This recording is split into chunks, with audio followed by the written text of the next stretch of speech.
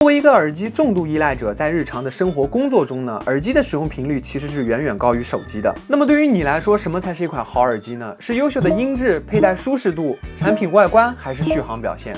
而我手里的这款 Clear Arc3音弧开放式 AI 耳机的回答是我全要。其实，在去年的时候呢，我就已经评测过它的上一代了。Clear 的开放式耳机带来的音质呢，在我用过的众多耳机中，绝对算得上是第一梯队的存在。而这次呢 ，Clear Arc3搭载了全新的高通骁龙 S5 Gen 2音频平台，同时有杜比音效带头部追踪的加持，音质则是更上一层楼。其实呢，说再多都没用，接下来就真实带你感受一下它的实力。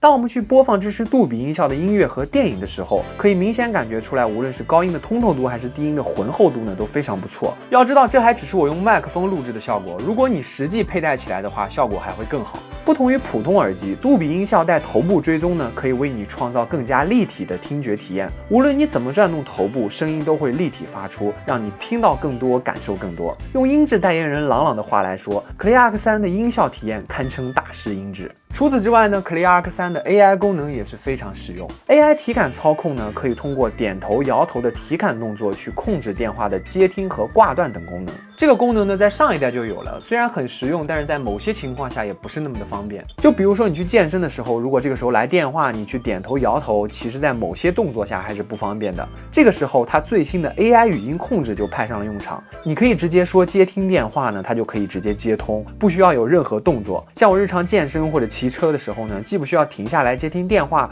也不需要有任何动作，只要语音呢就可以接听，非常的方便，同时也更加安全。AI 深镜横听功能呢，无论是我居家办公看视频，还是咖啡店，它都能动态均衡，保证我的听感一致性。这一点呢，是我体验下来觉得很亮点的功能。Clear Arc3还有一个非常明显的升级点，就是它正面的这块显示屏。Clear 加这款针对于 Clear 耳机专门适配的 APP 呢，里面包含了非常多的实用功能，无论是操作还是页面 UI 做的都挺不错的。而这次它将很多功能呢都移植在了这块显示屏上，我们将不再依赖于手机去控制耳机。比如说我正在观看带有杜比音效的电影的时候呢，就不需要再进入 APP 去打开杜比功能，直接点击耳机仓呢就可以开启。日常工作呢也不需要拿起手机去调节，耳机仓呢就可以直接完成音乐的切换、声音调节这种操作。对于我这种自制力不够的人来说，别让我碰手机就是提高效率最好的方式。在佩戴舒适度这方面呢 ，Clear Arc3这次也升级了很多。耳挂采用的呢是0度医疗级的硅胶材料，也是比较接近于婴儿皮肤触感的材质。像我平常带着它工作、运动，基本上一天下来呢都不会有任何不适感。耳挂和耳机的连接处呢，除了可以旋转之外，这次还升级了抽拉的操作方式，可以适配更多人的耳型需求，尽最大可能去增加佩戴的舒适度，大小耳朵都能适配。耳朵呢是我们很脆弱的一个部分，所以说耳机的卫生其实也很重要。